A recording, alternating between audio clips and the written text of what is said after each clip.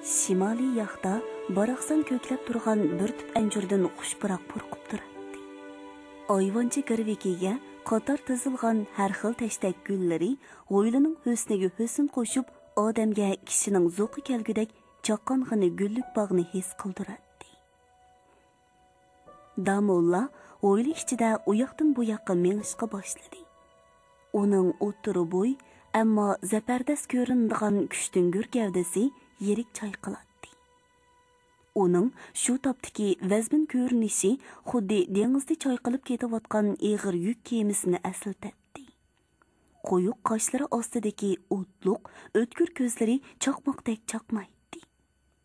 Qo'llari to'xtovsiz g'ijimlanib, birdam undaq, birdam mundaq silkinadi. Umuman, u shu topda tafakkur dengizida do'lqin yerib, jasorat bilan ketayotgandek ko'rinadi. Bir odamning zimmasiga tushgan bir kishilik yoki bir oilalik g'am umumiy e'tibordan qaraganda ancha cho'ng masala emas. Bu xuddi baqqolning kundalik savdosidan o'z sarmoyasini chiqarib elib, ozroq foydaga erishsala, put qo'lini uzun sunib g'amsiz yotganiga o'xshaydi. Lekin o'z g'ami yoki oila g'amidan xalqib, butun yurt, butun xalqning g'am qayg'usini o'z ustiga elib olg'uchilarning g'ami undaq yenik ham oddiy emas. Balki tog'dan eg'ir, dengizdan cho'nqur. Abduqodir Damullaning g'ami ana shundoq tog'dan eg'ir, dengizdan cho'nqur edi. Uning yuragida butun yurt, butun millatni uyg'otish, ma'rifat chiroqlarini yiqib, xalqni nodonlik, jaholatdan qutuldirish, turlik mazhab, xurobiy aqidalar tufayli pok inovatini ojizlashtirgan islomiyatni poklashtirish, madrasalardagi o'qitish usulida islohot yurgizib, yangi bir usuli ta'lim turg'izish orqali bilimli kishilarni ko'plab yetishtirib, xalqni baxt saodatga boshlashdek buyuk bir g'am o't bo'lib kuyatdi. Bu o't oddiy emas albatta. Bu o'tning cho'ngluqi, cho'nqurligi, harorati shu o'tni kuyishni bilgan kishilarga ma'lum. Bu o't hech vaqtda biror jonon yo'lida kuygan o't bilan o'xshashmaydi. Ba'zan kishilar o'z hayotini biror jononga ko'ydim o'shdim debli qurbon qilishi, butun asli vaslidan tugishib ketishi mumkin. Bu qanchalik ish? Jonon o'tida kuyish, uningga talpinish dunyoga to'ralgan har qanday bir erkakka nisbatan tabiiy, normal ish-ku. Bundaq o'tda olimlarmi, zolimlarmi, donishmandlarmi, qoli-qo'msholarmi, shaharliklarmi, yezi sahroliklarmi o'xshashli kuyib, nasl qoldirish yo'lidagi o'z burchini ado qilishni biladi. Ammo yurt g'imi, xalq qayg'usidan iborat bu alohida o't kuyish va kuyishni bilish hamma odamga nisb bo'lavermaydi albatta. Atidan kechgacha biror jononni qo'g'lishib, kursuqqa kirgandek so'kildab yurguchilar. Biror kecha zino ko'rpisida ig'nab qo'yib, umr-voyat numus va pushaymon azobida qolg'uchilar. Atidan kechgacha cho'z soqolni oldirib yelishga vaqt chiqara olmay, kurt bovuz deb qortishilab, tirnoq qupiritib o'ltirg'uchilar. Biror sartanga, biror misqol oltin poydini qo'g'lishib, so'kildab yurguchilar. Atidan kechgacha choyxonadan chiqmay, choyxo'rlik qilishib, quruq gap sotquchilar, pishtni posatchilar, jasuslar yoki bulung puchqoqlarda penak chekishib, oyig'i chiqmas xiyollarga berilib, ma'nisiz kun o'tkazguchilar. Hayotlikning real lazzatlaridan voz kechib, mutlaq go'zallik, Allohning ishqida o'rtinimiz deydigan eshon so'pilar. Yana allaqandoq chokini ishlar bilan shug'ullanguvchilarga yurt g'imi, xalq qayg'usidek oliyjanob o't kuyish mutlaq nisb bo'lmagan. Ular faqat o'zlari tanlab olgan ana shu chakina, loppida yenib o'chib qoladigan o'tlardili kuyib, kulga aylanadi xolos. Damulla kuyayotgan bu oliyjanob o'tda muayyan g'oyaga ega mutafakkur olimlar, amaliyatchi fidoilar, kelgusiga umidvor qarab, istiqbolning porloqligiga ishonguchilarni kuyidi. Damulla hamon mağmaqda. Onun eğir gəm yüklері ortilgan gevdesi yerik çayqalmaqda. Bir qancha kun zish davom qilgan so'z suhbatlar uning ko'z oldidan go'yo sapga tizilgandek bir-birlab o'tmoqda. Musahiba muhokamalardan chiqqan xulosa shu bo'ldiki, xalq ma'rifatga, uyg'onishga taqozo, taraqqiyotga bo'lgan talab ustun. Bu kishini xushal qiladi. Lekin suvning eqishi, tukning yetishi degandek ko'na aqidalarmi mavjud. Bu xil aqida mohiyatda ma'naviy qulluqdan boshqa narsa emas. Biz kim edik? Kim bo'lib qoldik? Biz qandoq edik? Qandoq bo'lib qoldik? Bizni mushu holga keltirib qo'yg'ichi omil dal shu suvning eqishi, tukning yetishiga beqib ish ko'rishdek qulluq aqida emasmi? Buningga qandoqmi sukut qilg'ili bo'lsin? Ularning maylicha bo'lganda el beshiga tushgan baloyi ofat, zulm zalolat, kulpat asorat, qora bulut, qorong'u zindonlar. Kishan zanjirlar ayni paytda davom etsa, o'zlariga hamma odam qulluq qilib shartsiz itoat qilsa, titay-shitaylar, ombal g'o'jilar apyun chiroqlari to'yida yonpashlab yetib, kayib saposini suriversa, islom aqidalarini buzib, topa va tijorat kasbiga aylantirib, riyokorlik bilan kun o'tkazguchi mollalar, qozi muftilar, mutavalli so'pilar, pul molga foydaga heris osh ko'z boylar, mansab obro'yga berilguchi bek va bekchaklar o'z maylicha yurt va xalqni dastlab chaylab talon-taroj qilsa bo'lamdikina. Ularning mundoq yovuz mayliga qandoqmi yo'l qo'yg'ili bo'lsin? Damullaning qo'llari nima uchundir qattiq g'ijimlanib, mushlari tugilatdi.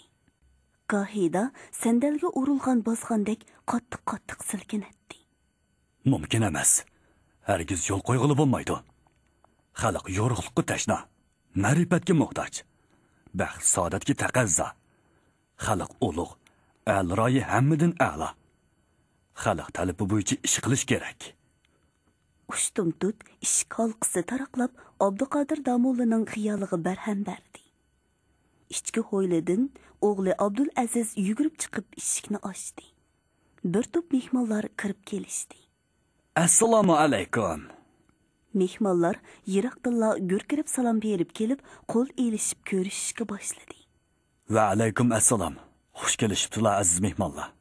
Damullam har bir kishi bilan samimiy qo'l elishib ko'rishib, ahvol so'radi. Uning ko'zlaridan yengli cho'chirib turgan ochiq dard ushqunlari birdilla g'oyib bo'lib, ularning o'rnida mehribonlik nurlari yaltiradi. U intayin xushal kayfiyat ichida. Xo'sh, qani aziz mehmonlar, yuqoriroq o'tishsizlar, deb takrorlaydi. Mehmonlar peshayvondagi besat ustidan o'rin oldi. Fotihadan keyin hol ahvol so'rashdi. Damullam o'z mehmonlariga udul o'ltirib, so'ralgan savollarga intayin xushal kayfiyatda javob berdi. Va har bir so'z, har bir tiniq oraliqida mehmonlarga to'yinmasdan qarab, o'z xursandligini izhor qiladi. Bugun har qaysilarini qandoq shamol uchirib kelgandi, dedi Damulla xeylidan keyin rasmiy so'z aytib. Bizni o'ziga tortib turg'uchi ustoz muhabbatidan boshqa yana qandoq shamol uchirib kelalisan? dedi mehmonlardan biri apchil javob berib. Qaltis gap bo'ldi. Menda dard alam, g'am qayg'udan boshqa kishini jalb qilgudek hech qanday quvvatning yo'qligiga o'zim guvoh. Gap u yerda emas. Agar nozu ne'matlarga sherik bo'lish hasharotlarning ishi, dard bilan g'am qayg'uga mushrik bo'lish sodiq ixlosmandlarning ishi deb tushuniladigan bo'lsa, bizning kelishimizning sabablarimi tushunishlik bo'lmasmi ustoz? Barakalloh, ming tillaga arziydi, dedi Damullam berilgan o'rinliq javobga nisbatan xushalliqidan tizig'i shapaloqlab turib. Burun chiqqan quloqdan keyin chiqqan mingiz eshib ketibdi degan bir so'z bor. Bugun bu so'z yana bir martaba isbotlandi. Mana endi ulfatchiligimiz ko'zlagan yerdan chiqadigan bo'ldi-da. Bu mehmonlar Qashqardagi har qaysi ilm yurtlarida ta'lim elib, shu kunlarda ko'zga ko'rinib qolgan. Maslak jihatda Abduqodir Damullani qo'llaydigan. G'oya va tushuncha jihatda Damullamga o'xshashla xalqni nodonlik jaholatdan qutuldirish. Usuli ta'lim jihatda islohot yurgizishni tashabbus qiladigan yuqori darajalik ziyoli xalfatlardan edi. Әмді ular ilmda texmu cho'nqurlashishni nazarda tutib, Abduqodir Damullida bir mezgil ta'lim elishni xolab, u kishini ustoz tutgan. Umuman, xohi maslak, xohi ilm e'tiboridan bo'lsin, uningga bay'at qilib yaqinlashganlar edi. Arzimaymiz. Deyishda ular kamtarlik bilan va yer tegidan bir-biriga qarishib jim o'ltirishdi. Ularning ilmda ustun va muayyan maslak, umidvor g'oyaga ega taliblardan ekanligini tushungan Abduqodir Damulla ularga maslakka kelib, bir hozirgacha ustozlarcha illiq nazar solgandan keyin, "Xo'sh, mehmonlar, tashqarida qanday yangiliklar bor?" "Hech qanday yangilik ko'rganimiz yo'q, ham anglamadik." "Albatta yangilik yo'q. Agar fitna, ixtilof, mujodala deydigan bo'lsak, 30 eshakka yetgudak yuk chiqdi. Shundoq-ku." Bu so'zga hammalarning masxara oralash kulgusi keldi. Damullam birdilla chiroyiga jiddiy tus elib davom qildi. "Bosh valimiz Makkar Yangjangjun, shillimizga minguchi Rodibay Matiday, aqamsoyimiz janobi Nikolay, muxolifatchi Angildira, ya'ni Angliya, aqida o'g'risi Shved missionerlari turgan yerda bizda fitna fasod, ixtilof mujodaladan boshqa yana qanday yangilik bo'lsin? Nodonlik, jaholat, hasadxo'rlik, ittifoqsizlik, mutaassiblik, xurofotlik, bid'atlik va yana allaqanday vabo quzg'unlari quturib yurgan shahrimizda yangilik uchun qandaqmi yo'l bo'lsin? Masalning markazi, kasalning tub yildizi mana mush yerda. Holbuki hukmronlar, muxolifatchilar mushu ojizligimizdan foydalanib, putqulimizni bo'g'ib, halokat go'donlariga so'rab mangmoqda. Bu nima degan xavflik? Nima degan dahshatli taqdir, ha? So'z bu yerga kelganda, Damullamning ovozi tuyuqsiz bo'lqi tegib ketgan oltin qo'ng'iroqdek jaranglab, mehmonlarning yurak torini larsiga keltirdi. Ularning vujudini titrak bosdi. Ko'z oldida qandoqdir qip-qizil qon uyutmalari bilan to'lgan qo'rqinchli go'donlar shakllangandek bo'ldi. Qandoqdir qo'llarida xanjar pichoq tutgan rangi ro'yi badbashira maxluqlar begunoh odamlarni turkum-turkumlab go'donga haydab kelib, qatl qilayotgan dahshatlik manzara ko'ringandek bo'ldi. U yerdan ko'tarilgan nola faryod sadolari, tanazzul, halokat, munqarizlik degandek surlik ovozlar jahonni larsiga keltirgandek bo'ldi. Damullam soqolini tarashlab turib, vazmin ohangda davom qiladi.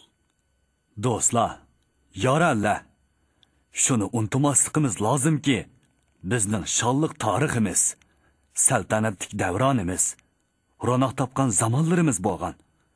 Bu albatta tarix, o'tganki tarix. Shuningdek, keyingi zavolliqimizmi bir tarix. Ya Xudo, hozirgi g'aflat uyqumizmi bir tarix." Damullam bir oz to'xtab mehmonlarga tekshi qarab chiqqandan keyin davomlashtirdi. Vaholanki, shonliq tarix, saltanatlik davronlarimizni yostiq qilib yotamizmi? Bugungi ichki tashqi har xil sabab omillar tufayli shakllangan asorat tariximizni taqdiri iloh deb donq etib shukr qilamizmi? Agar shunda qiladigan bo'lsak, Allohning yaratishni men yaratdim, yaralmishing o'zingdan degan haq kalomiga xiloflik qilgan bo'lamizmi qandoq? Buni har bir kishi vijdonan o'ylab ko'rishi kerak. Yana bir tarafdan, o'z davrimizga kelganda biz tarixning zavolga yuzlangan to'zg'oq takiyasiga bosh qo'yib, g'aflat uyquda yetaveradigan bo'lsak, ajdodlarimiz yoritib ketgan necha ming yillik shonliq tarixni uzib qo'yib, kelgusi avlodlar oldida yerga qarab qoladigan ig'ir jinoyat sodir qilgan bo'lamizmi qandoq? Bunimi o'ylab qo'yish kerak. Abduqodir Damulla qizishib davom qildi. Uning ko'zlaridan qandaqdir kuchlik qat'iy niyatlik nurlari chaqnab turadi. Har nima qil, bir nima qil degandek, bizmi bir ishni qilishimiz kerak. Demoqchi bo'lganim shuki, har avlod o'zi yashayotgan davrda tirishib bir ish qilishi, tarix yaratib, uni ilgirki tarixga ulab mingishi lozim. Shunday qilish gadandagi qarz va farzdir. Undaq bo'lsa, biz qanday qilamiz? Qanday tarix yaratamiz? Biz ma'rifatchilik, islohot tarixi yaratamiz. Bu orqali xalqni uyg'otish, asorat kishilardan qutuldirishdan iborat sholliq sahifa ochamiz. Bu bizning gadinimizdagi jiddiy va zarur vazifa. Damollam bir oz to'xtab elib, oyoq bu yoqqa bir ikki qitim qarab chiqqandan keyin yana davom qildi. Zanjoni kitob kunduzimizni kech qildi. Oltaylan idoq, yattilimizni goch qildi. Bu nima degan to'g'ri shikoyat, ha? Hajviligi qandoq kuchlik. 6 talib o'qibdi-yu, ustozi bilan qo'shilib yattilisi gochi bo'pti. Qaranglar, nima degan joyida chiqqan masxara. Madrasalarda tarixiy zamonlardan buyon davom qilib kelayotgan qatmal o'qitish usuli masxara qilingan bu hajviy beyit o'qilish bilan mehmonlarni qattiq kulki qistidi. Lekin ular ustoz oldida kulish beadablik bo'ladiganligini bilgachga, tishlarini ching tishlab, boshlarini to'van qilgan peti ovozli kulib tashlashdan saqlandi. Damollam go'yo hech narsa sezmagandek so'zini davom qiladi. Usuli ta'lim ustidan qilingan bu shikoyat to'limi o'rinliq. Sarf, mu'zi, zanjoni, avomil qatorliq grammatik kitoblarini o'qish uchunla qisqasi 3-4 yil, uzuni 6-7 yil vaqt sarf qilishning o'zi cho'ng isrofchilik emasmi? Yana ularning o'gitidigini muzapun alay mubtida. Mavsufi mubtida degandek arab grammatikasidan iborat. Mudarris hech vaqtda o'z tili bo'yicha egilik kelish bo'lib kelgan bosh kelish, sifat bo'lib kelgan bosh kelish deb o'qimaydi. Natijada mudarris bilan qo'shilib hammasi gochi bo'lib chiqadi. Bu vaqt isrofchiligi bo'lmay nima? Koni usulda 10 yil, 15 yillab madrasada o'qigan taliblarning to'lisi bilim ilish u yoqda tursin, arab, Fors tillari tarjimoni bo'lishning hudsidan chiqolmay, yo'lning beshida yoki o'ttirsida o'qishdan to'xtab, yoki o'qish, yoki hunar egisi bo'lolmay, butun umrini zoya qiladi. Bu nima degan ichinishlik, ha? Esit.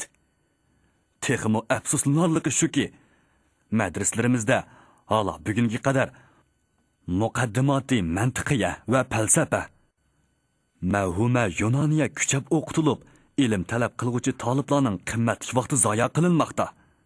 Zamondan qolgan bu ilmlar hozirga qadar islom ulamolarining zaiflashishi, millatning tanazzuli va rizolatidan boshqa natija bermagandan tashqari, taliblarning asosiy ilm bo'lgan Qur'on, hadis va fiqhdan xabarsiz qoldirmoqda.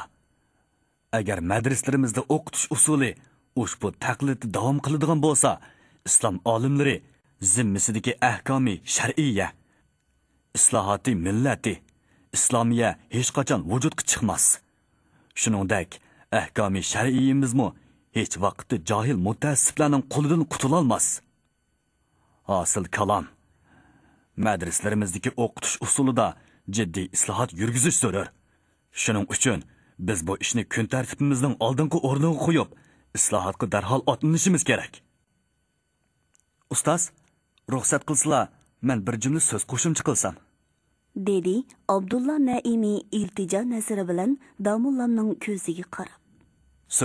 Qani so'zlang. To'limu kichik pe'illik bilan ruxsat bergan Damulla diqqatini markazlashtirib quloq soldi. Abdulla Naimi ustoz oldida darhol so'zlashdan tortinib, o'ng'aysizlangandek bo'lib, birdam kekirdaklarni qirishtirdi.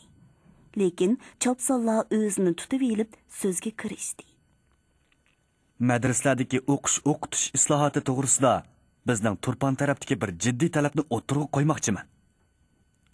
Bizning Bag'ri madrasamizda 12 yoshlik Abduxoliq ismli bir talib bir parcha hajviy she'r yozibdi. She'rda madraslardagi qatmal o'qitish usuli hajviy qilingan. Masalan, 7 yildir tinim topmay o'qiymiz. Babi istinjaga keldi endi bizning darsimiz. Yaxshi. dedi damollam xushalliqida tizig'i shapilaqlab. Bu hajviy she'r xuddi muzdek buloq suyi cho'ldan chanqab chiqqan karvonning naq qusig'an yeriga tekkandek damollamning naq degan yeridan chiqqan edi. Damollam xeyli uzungacha taajjub oralash xushallangan kayfiyat ichida ko'pchilikka qarab hayajonlandi. Uning ko'zlaridan bizning islohotchiligimiz to'g'ri va umumiy talab degan hukm chiqib turadi. U xeylidan keyin Abdulla Naimiga qarab, Barakallah, mazkur yosh talibga rahmat. Keyin turponga qaytib borganda, uningga mendan salom aytib qo'yarsiz. U talib bormi? dedi minnatdorlik bildirib. Hozir cho'ng bo'ldi. O'ziga Uyg'ur deb taxallus qo'yib, katta shoir bo'lib qoldi. Uyg'ur? Xo'sh, Uyg'ur. U balki hozir 20 yoshga to'lmagandi. Taajjubki, u talibning g'oyasi nima degan yuksak, ha? Qutlug' Shavqi boshliq bu yanqi taliblarmu taajjublangan holda beshini lingshitib, mazkur talibning g'oyasining ustunligiga ta'sin o'qishdi. Ma'lum bo'ldiki, bizning islohotchiligimiz to'g'ri, dedi Damulla so'zning temisini yo'tkab. U xuddi meva suyi ichib mag'durini asliga keltirib olgan tanharakatchidek jonlanib davom qildi. 12 yoshlik talibdan tortib 60 yoshlik fikri uchuq mullulog'icha talab qilayotgan o'qitish islohotini qandoqmi to'g'ri emas deb aytqili bo'lsin. Bir bola 7-8 yil o'qib, endi istinjo qilishga kelsa, buni qandoqmi o'qitish degili bo'lsin. Islohotni kechiktirmasligimiz kerak. Bu bir umumiy talab. Men yana shuni takrorlab o'tayki, 10 yoshga kirguncha 7 yil o'qib, endi istinjo darsiga kelganligiga norozi bo'lganligini inkos qilgan Abduxoliq Uyg'urga yana bir qitim barakalloh aytib rahmat o'qiyman. Damollam yana qizishib davom qildi. O'rgatmas bizga haq kalomni bilgan olimlar. Bu misradan ma'lum bo'ladi-ki, musulmonlar Qur'on va hadislarni o'z tilida o'rganishni talab qilib, biz olimlardan ranjimakda. Juma va Hit oyam qutbilari arabcha o'qilg'ashqa, musulmonlar ulardan manfaat topolmay ranjimakda. Olimlarning vaz nasiyat, amr ma'ruflari qandaqdir gachtillar orqali bayon qilinganlikdan unum ko'rsatilmay jamoatni ranjitmakda. Masalan, Damulla mudarrislarimiz alam tara kayfa surasiga ma'ni aytib tushundirmoqchi bo'lsa, aya sen ko'rmidingmi sen? Sening Rabbing qandoq qildi pil egillarini deb tushundirishga boshlaydi. Bu bir ta'tur tarjima. Buningdan jamoatning yetarli tushunchaga ega bo'lishi notayin. Agar bu oyatni Parvardigoringning pil egillarini qandoq qilganligini ko'midingmi deb o'ng tarjima qilsak, ilgirki ta'tur tarjimaga qaraganda tushunishlik bo'ladi. Xuddi shuningga o'xshash bizning butun darslarimiz ana shundoq ta'tur tarjim bilan davomlashmoqda.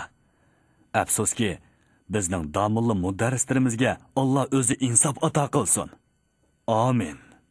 Shuning uchun biz bir tarafdan o'qitish usuli jihatda islohot ilib borsak, yana bir tarafdan matbuot qurib, nashr afkor ishlarini yo'lga qo'yishimiz, gazet, majmualar nashr qilib, tashviqot, targ'ibot yurgizishimiz, qutblarni o'z tilimizda o'qib, al jamoatga unumli manfaat yetkazishimiz zarur. Uchinchi bir tarafdan shivit missionerlarga taqobil turishimiz kerak. Ularning maqsadi xalqimizni ma'naviy jihatdan ojizlashtirib, aqida o'g'irlash. Soni Buxoro deb shuhrat topgan shahrimizga 1894-yili heli mekir qo'lni sunib kirgan shivit din tarqatquchilari hozir pek ko'ranglab ketdi. Ular shifoxona qurib, bemorlarni haqsiz davolash va maktab ichib, yetim yesir bolalarni o'qitish orqali o'ziga muayyan sonda murd to'pladi. Kesal ko'rsatkichlarga haqsiz dori berish bilan bir vaqtda Injilni qo'shib tarqitib, aqida o'g'irlashni kuchaytmoqda. Bu yerda mundaq bir ishni silishtirib ko'rayli. Damollam kollasiga ajoyib yorqin bir fikr kelgandek jonlanib, so'zini davom qildi. Xristian dini tashkilotlari butun moddiy va ma'naviy kuchlarini ayonmasdan sarf qilib, diniy doirasini kengaytirish, kishilarni jalb qilib, e'tiqodchilarni ko'paytirish yo'lida xizmat qiladi. Shunga ular dunyoning hamma yerida cherkovlar, shifoxonalar qurib, din tarqitish faoliyatlari bilan keng shug'ullanmoqda. Ularning missionerlari o'z diniy yo'lidagi fidoyilardir. Afsuski, islom dinimizcha. Bizning dinimiz tamamen uning aksicha. Biz avqob va boshqa sadiqa ehson kirimlarini diniy islomning ravoji uchun sarf qilmasdan, balki ular bilan shaxsiy cho'ntaklarni to'ldirdik. Bizning o'lima ashraflarimiz diniy mashg'ulotni qandoqdir bosh to'lmaydigan shaklsiz tijoratga, nafsoniyat sodisiga aylantirib, atidan kashkicha boylik to'plash, avqob, obro'y, izzat tolishish bilan avora bo'lmoqda. Ular yana duogo'ylik, tamaxo'rlikdek yomon xuylarni ishqa silib, dinimizning ulug'ligini kundan kunga xunuklashtirmoqda. Dinimizning fazilatlari va ulug'ligi bilan xalqni ta'sirlantirish orqali o'ziga jalb qilishning o'rniga har xil nosozo ishlar va dahshatli jazo choralari orqali xalqni o'zidan yiroqlashtirmoqda. Bizda xalqqa foydali ishlarni qiladigan, xalqni yaxshi yo'lga boshlaydigan tashviqot, targ'ibot o'rinlari yo'q. Afsuski, mundaq qilishni hozirgacha hech kim esiga keltirmadi. Boylik osondagi kishilarning qo'liga to'plangan. Ulardan insof ko'tarildi. O'shra zakot ayirishda ko'zbo'yonchilik qilib, Hazrat saylisida dochan tarqitish va yoki sho'yli qaynitib osh berishdek oz chiqim bilan cho'ng davron ko'tirib, hiyla-i shar'iy qilmoqda. Buning aksicha kambag'allar ko'paydi. Yezi sahrolarda xonavayron bo'lganlar. Shahar ko'chalarda ochliqdan zorlanib yurgan tul xotin, yetim o'g'illar ko'p. Agarchanda islom olimlari, yurt kattalari insofga kelib, vaqtida tadbir qo'llanmasa, kambag'allarni ochliqdan, yetim yesirlarni xor zorlikdan qutuldirmaydigan bo'lsa, betaqiqki, ular och biliqlardek shivit missionerlar tashlagan to'rga o'zini urib, qarmoqqa ilindi xolos. Islom aqidasi nur chechib turgan Sani Buxoroda avlodlarimizning ixtiyorsiz holda g'ayriy dinlarning quchog'iga o'zini etib, e'tiqod jihatda islomdan yuz o'rishi biz uchun aytganda mo'ljarligisiz yo'qotish va nomus emasmi? Siz bu yerga kelganda domullamning ovozi toshni yerib tashlagudek darajada qattiq jarangladi. Vujudi nima uchundir g'ol-g'ol titrab ketdi. Ko'zlaridan o't chaqnadi. U bir oz tinib elib yana davom qildi. Qasd qilganni pas qilish kerak. Biz bu ishlarga sukut qilmaymiz. Qulluq qilib qo'l qo'shtirib turmaymiz. Bizning yo'limiz to'g'ri, maslikimiz to'g'ri. Ular qasd qilsa, biz ularni pas qilamiz. Abduqodir Damulla o'tirg'i qo'ygan keskin so'z, dodil fikrlar mehmonlarga chunqur ta'sir ko'rsatib, qandoqdir qo'zg'atish va qat'iylik tuyg'usi baxsh etgan edi. 4-bob hasad to'lg'oqdan yomon. Hamma odamning ismi, nom amali bo'lganidek, qonsiz chiroyidan kishining qo'rqisi keladigan bu odamning ism sharifi, nom amali bo'lg'iydi. Biroq qandoqdir sabablar tufayli uning asli ismi o'chib, kishilarning esidan ko'tarilgan edi. Shu sababdan kishilar uni hozir og'zig'iron bo'lib ketgan keyingi ismi, laqami bo'yicha Badrak Mahsum deb chaqiradi. Kitobimizda uning keyingi ismi qo'llanildi. Chunki ilgirki ismini surishti qilib tepib, kitobimizga kirgizsakmi, keyingi ismini qo'llanganchilik unum bermaydiganligini oldin bayqab qoldik.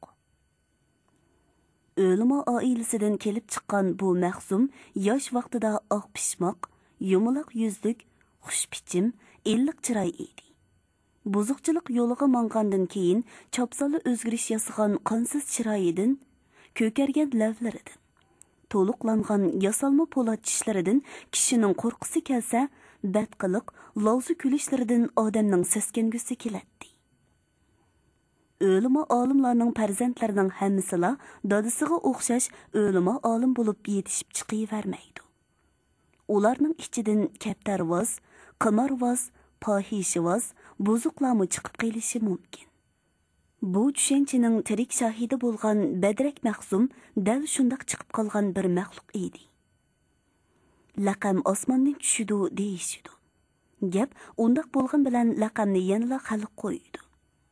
Biri o'rdakka o'xshash irg'ib mangsa, kishilar uningga o'rdak. Qiliqlari qo'pol ham xiramon bo'lsa to'ga. Go'mush bo'lsa kala. Qo'rqinchoq bo'lsa to'xu, to'shqan degandek laqamlarni qo'yishidi. Badrak Mahsumgachu uning nemisiga, qanday qiliqlarga qarab bu laqamni qo'yishqandi. Buning sabab va jarayonlari bir oz murakkab. Badrak so'zi mutaham, ushuq, zong, rasvo, qilin, orsiz va yana shu xildagi nafratlik so'zlarning umumiy yig'indisiga to'g'ri keladigan haqoratlik so'z. Undaq bo'lsa, kishilar Mahsumning qandaq ishlariga qarab, uningga Badrak laqamini qo'ygandi. Ko'zitish nazari uzun, mezon o'lchimi eng odil bo'lgan xalq ommasi uning o'lma oilasidan kelib chiqqan Mahsumzodaligini. Dadisining soyisida uzun yil madrasada o'qigan bo'lsa-mu, o'rdakka suv yo'qmagandek ilm yo'qmay o'tir yo'lda to'xtab qolganligini. Ammo beshidan salli to'miqi, uchisidan Mahsumlik to'ni tushmaganligini. Dal shundoq taqvodorlik niqobi ostida buzuqchilik, kayib sapo yo'liga menib tushkunlashganligini. Nazarda paloq tuxumdek sesiqonligini besh qo'ldek aniq biladi. Buzulgan bu Mahsummu odamni ko'rsa odamcha, olvostini ko'rsa olvosticha so'zlaydigan. Ahli ilm so'rilarida Mahsumzodalik dasmoyisini ko'tirib chiqsa, ulfatlarni topganda chilim chekish, qimor o'ynashdek paskashliklar bilan shug'ullanib, xalq nafratini tegi-tegidan qo'zg'aydigan razil shaxs bo'lib qolgan edi. Xalq uning mundaq razilligiga qarab, bir mazgil uni kasofat Mahsum deb atashdi. Uzun o'tmayla uning uchiga chiqqan shaxsiyatchi, hasadxo'r, fitnaxo'rlikdek nochor illatlarni sezgan omma ilgirki ismini amaldan qoldirib Badrak Mahsum deb atashdi. Bu ism uningga qo'g'ishindi qo'ygandek uyubli qoldi. Yovdan qo'rsqiga to'ralma paydo qilib olgan baxtsiz ayol kundan kunga yo'g'inib ketayotgan qo'rsqini al nazaridan qandoq yo'shirish va qandoq bo'shini velish qo'yida kunlarni qandoq beoromlik ichida o'tkazgan bo'lsa, ichiga Asad ismlik to'ralma paydo bo'lgan Badrak Mahsumning kunlarimi shundoq beoromlik ichida o'tmoqda edi. U beorom bo'lg'ili xeyli kun bo'ldi. Qachonki Abduqodir Damulla Qashqarga keldi, shu kundan boshlangan ochiq to'lg'oq uni qattiq azoblashga boshladi. Ya kechasi uyqu yo'q, ya kunduzi orom. Kechasi amdili uyqu topay deganda ko'z oldiga heytgoh va u yerga to'plangan sanjaq-sanjaq odamlar. Ularning o'ttirisida yangroq ovoz bilan so'zlayotgan Abduqodir Damulla. Anglovchilarning diqqat e'tibori va olqish sadolari. Damullam sharpiga bo'lingan choy bazma, ziyofatlar uzilmasdan morjondek tizilib keladi-da, butun badaniga ochiq zahar taraydi. Bundaq ahvolda u qandoqmi uyqu topsin? Kunduzlarimi o'xshashli beorom bo'ladi. Yoki uyida oromida o'ltirolmaydi, yoki ko'chada.